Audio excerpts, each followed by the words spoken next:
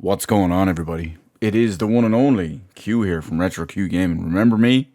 Yeah, I do too. I do too. It's been a while. It's been more than a hot minute at this point. But we've been chilling in the cut, doing what we do as usual. But I'm strap in. It's one of them videos, you know. It's one of them rambly ones as we just go on. But yeah, it's going to be a weird one because I felt obligated or compelled would be the better one, not obligated, but I felt I should make this video because I can't even say I'm in a big funk. Gaming is in a weird place. Possibly me is in a weird place. Possibly maybe even fallen out of gaming completely, or like in a massive way. And I know what people are going to say. Oh, you need to change the games you're playing. You need to take breaks, this, that, and the other. But I do that. I do that. I have plenty to do in my real life. I have plenty to do in the gaming side of it, both retro games and, well, unfortunately, not so much with new games. But that's a whole other topic we're going to talk about in some point in the next few minutes in this video. But yeah, it's just for some reason I feel like I have no, not compulsion, no, little to no drive to even play these games anymore, be it new or old. Mostly new, but just in general, I'm even losing the attractiveness and appeal of the old ones, and I don't feel like I'm overplaying these games. I'm not saturating all my free time with games. I have plenty of other stuff to do. I have TV shows to watch. I have the gym to go to. I have books to read.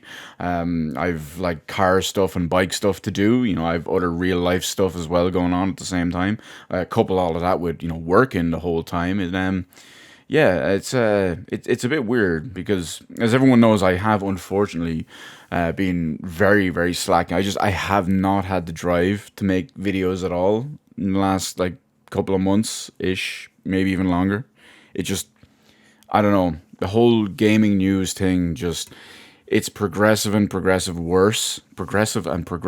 worse even every time. Like there's always the next week there's shitty news, shitty something, shitty game, and then the following week it's the same again because it's also corporate and business and yada yada yada. It just doesn't, it just ain't it, dog. But funnily enough, that'll actually kind of go hand in hand with something we'll talk about in just a second, as like a specific game, because people say labor of love versus corporate slop being put out on the treadmill. You know how it is. But like, let me give you an example. I don't even stream as much as I used to because again, I take consistent breaks or regular breaks between them. I don't stream every day like I used to. I have different ones broken up with different stuff. I have varied games and whatnot too. And I don't feel like, I love the people that I stream for. I love the people that I stream with. The stream chat keeps me occupied the whole time. We got a good consistent fan base, follower base. I don't like to say fan base. A good group of the homies. We're in there and we're always shooting the shit. It's always fun. It's always a good time. But even at that, no reflection on them.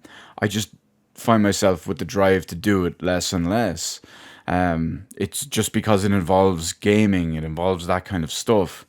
And even, when I play stuff offline myself, like single player stuff, or I'm playing a multiplayer game with friends or whatever it is that's not streamed, it still just doesn't, there's something missing. Couple that with a couple of, well, a relatively boring year of games in general, and even big retro games that I want to go back and play either again or for the first time or finally finish or something like that. But it just doesn't do it. It's really weird. But let's go back to the whole lackluster year of gaming that is 2023. Like, I actually had to bring up a list. I had to Google a list in order to get this because that's how lackluster it was. There were so many things that were just blanking in my mind when it comes to gaming in 2023. Now, of course, there's going to be a few omissions on here, or not so much omissions, but you'll see what I mean. Stuff that I just haven't played, either that I haven't got around to because I don't care about it, or I don't plan on playing it, or it's just something that I'm waiting for specifically, or whatever it is. But I mean, let's look at some of the major games of 2023. Baldur's Gate 3. We'll start with that one.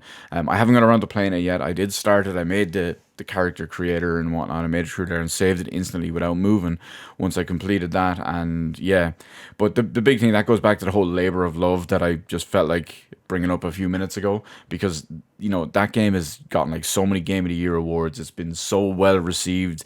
There's all so much passion and all about people recognizing the game, and that the studio had all the time, all the money, all just everything to dedicate just to get this game that they know and love and everything about it out, versus all the other corporate slop that were just chain fed.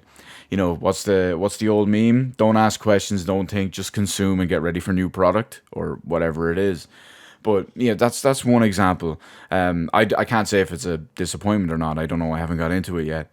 Zelda Tears of the Kingdom is just an absolute letdown. I mean, that game was so boring. I dropped it after like 6 hours. It was just no, it was just a recycled mess of a game. Spider-Man 2, I don't really care about.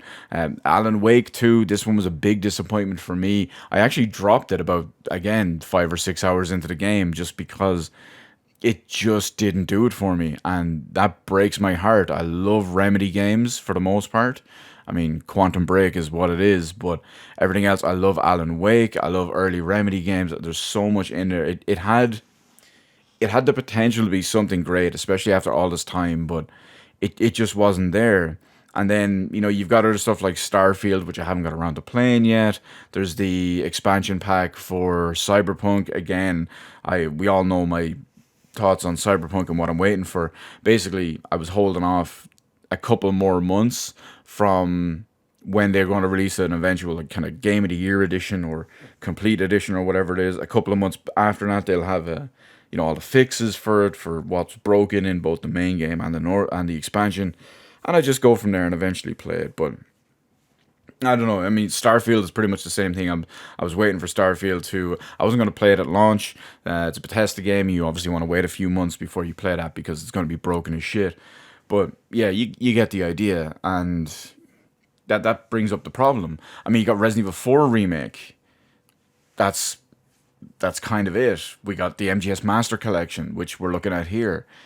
This is all emblematic of the. Is that even the word I'm looking for? Sure, now it is. It's all emblematic of the problems here. Like, did Fire Emblem Engage come out this year, or did that come out last year? I can't remember. It doesn't really matter. That's the point. You can't even remember all of this stuff. But let's just go back for a second. Like, one of the main reasons I was thinking of making this video earlier, I was talking about Game of the Year stuff with somebody, and like realistically, I didn't even put in Diablo 4. Let me put Diablo 4 in there as well, actually, just for everybody, just because we're gonna get some big hype names in there as well. There was another one. Someone brought up Street Fighter 6, his personal Game of the Year probably. So I just kind of left that out here. But just again, it's just to put in big name games for this year and all too, just to illustrate the point. Once you list them out like that, it does sound like there's a bit more than originally planned with all of that. But still, it just ain't it. And this brings me to the thing. Like, realistically, I remember, like, off the top of my head, before I looked at that list, I remembered 5 big games, if I got the name right. 5 big games that came out this year without bringing up a list. And off the top of my head, that was Baldur's Gate, Alan Wake, Metal Gear Collection, Diablo 4, Resident Evil 4 Remake. There were so many other ones. Like, I didn't even remember Starfield or any of the others. It was just, that's it. That's how boring and lackluster it is. I don't know what it is. Maybe I'm just. Now, I'm not going to spoil it and say what my game of the year is, but let's just say for many people, game of the year is going to be Resident Evil 4, and that's kind of sad in a way because again, it's just a remake of an existing game. Yeah, I know they changed a little bit and they improved a lot, but still, it's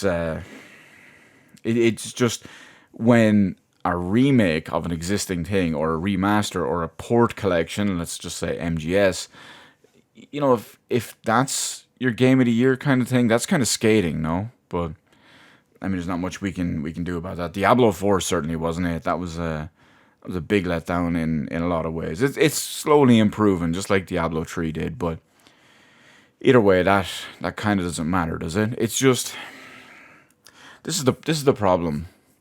I have so much to play, but I have nothing to play.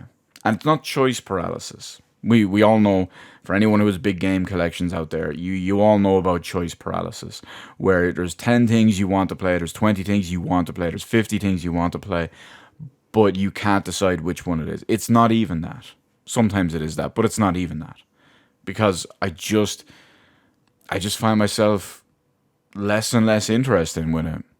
I mean, sure, I'm looking forward to Persona 3 Reload coming out next year, February 2nd. Will I still be even playing games by then? Final Fantasy 16 PC port is in development. Final Fantasy 14 new expansion pack is in development. Final Fantasy 7 Part 2 is coming out next year on console, and it's supposedly got like a 3 month timed exclusivity thing. The latest trailer shows that it's exclusive to PS5 until May 31st, I think it is, of that year. So it's only 3 months, okay, because Square Enix's flops have been pretty bad because of the Sony exclusivity deals that they've been cutting. I think one thing that might have even kind of compounded all of this was over the last couple of months. I've actually been, I found, I guess it's just one guy who runs a business by himself, but basically he does frames for people to like mount games in and displays and stuff for them as well. And I decided over the last couple of months, I've bought a good few of them. Let me see. I look to my right here. One, two, three, four, five, 6, 7, 8, 9, 10. I have 10 of them off the just that I could see real quick right there, and it's just they're I have two different plans and whatnot, two different ideas and logic and reasoning behind the frames that I buy and what games I put in them.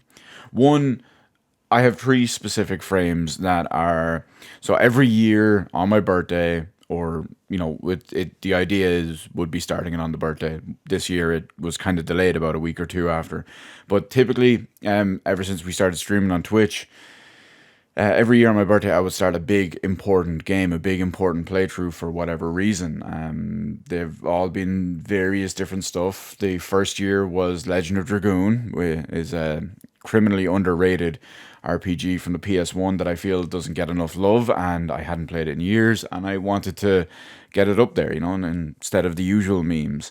Unfortunately, year two was Final Fantasy VIII. Thanks to Stream Chat, I was finally able to complete the game because not that they helped me through it in like the how to play the game or anything like that. It's more so Final Fantasy VIII is so bad that it Stream Chat needed to be there to help me through it and make it fun because that is an awful game. And then most recently this year, Catherine Full Body. I can't remember exactly kind of why we settled on that, but yeah, it was basically it. So I've got stuff like that, but then you have all these other games that are kind of like important. They're not just important. Well, how would I describe it? They're not just important landmarks and whatnot in gaming in general. I don't really feel that's worthy of doing it because that's just too generic and too standard. Whereas for me, I'm picking ones that have like landmark important stuff for me. I have a custom frame there with a Persona 3, 4, and 5 copy in it. I have Final Fantasy 7 because it's such an important game to me. I have a custom made Final Fantasy 11 7 disc bad boy. I've got this big cool one for MGS 1, 2, and 3, which I all got signed by David Hayter a few years ago.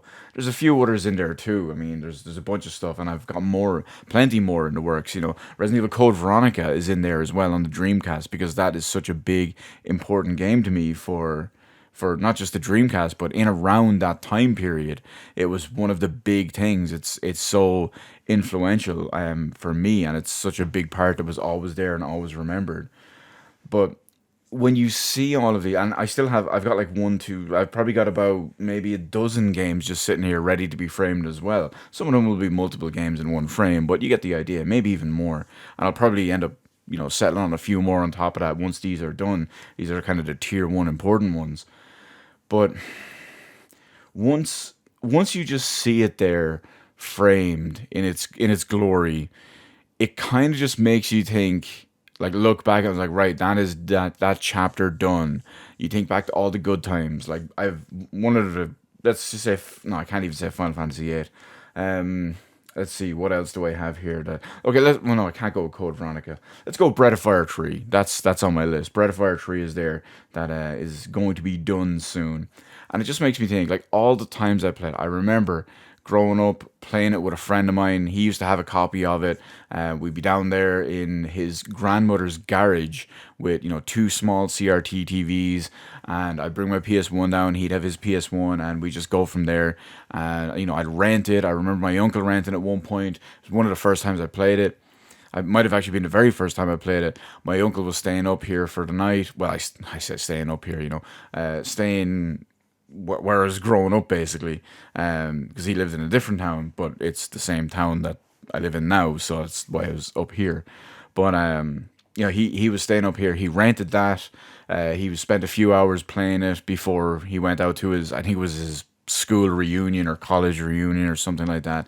And I was left playing it all night, and this game was baller. So I've got so many good memories of that. I've all the other times that I played it myself personally after that over the years. All the times I've played it with friends, and friends have played it, and we've talked about it. The time I streamed it, and with everyone in the stream chat. So it's just, you see all the big important ones, and when they're just kind of hung up there in front of you, framed, and all the memories and everything is there, and it doesn't make me regret it in the sense that I put that kind of time rating into it. It's more so like the kind of the finality of the whole thing, and moving on to the next, I won't say next game, the next step, the next whatever you want. It's just moving on. And Lord knows I hold grudges, and I'm one for closure, and I don't let things go. But it's just different when you see them all there. But they're good stuff, by the way. I highly recommend them. It's called, follow them on Twitter, or go to like Frame a Game. I think it's .com. It could be .co.uk. I think it's frameagame.com. He does excellent work. I highly recommend him.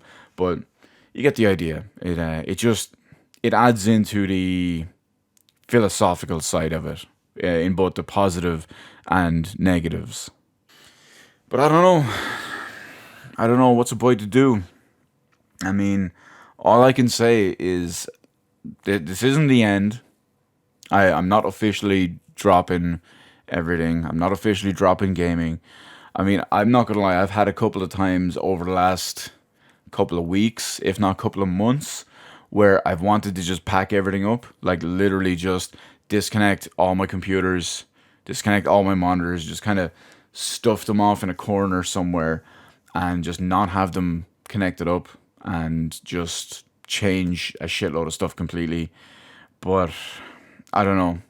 A break from gaming, which I have taken, just hasn't done anything. It hasn't done anything positive or negative in general for it. So it's not a win-win, or it's not a lose-lose in that situation. It's not a be-all, end-all, cure-all, panacea. But I mean, well, who knows?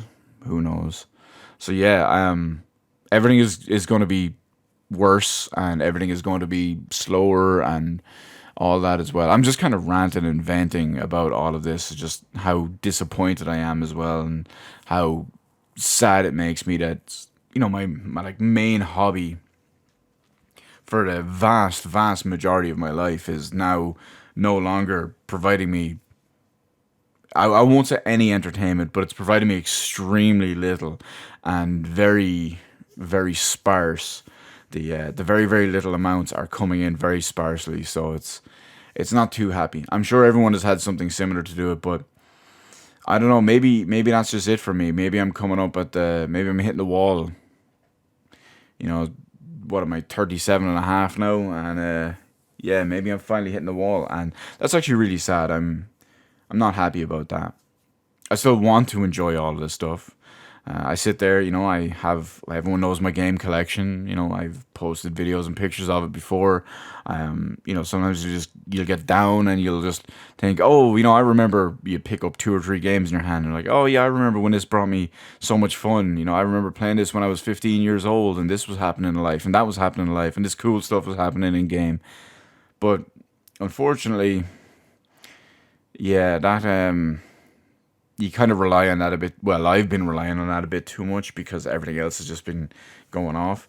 But the big thing is, if I do for some reason somehow manage to just give up gaming, it's gonna be it's gonna break my heart. It really will. It'll break my heart. I guarantee you could talk to any of my real life friends, or hell, most of the people even subscribe to the channel. Most of the people who watch on Twitch regularly, I guarantee you could ask any of them, and it would be like, "Wow, you were the last person I would have expected to give up on gaming." And well, you could always go with the other way, kind of be a meme about it. I didn't give up on gaming. Gaming gave up on me.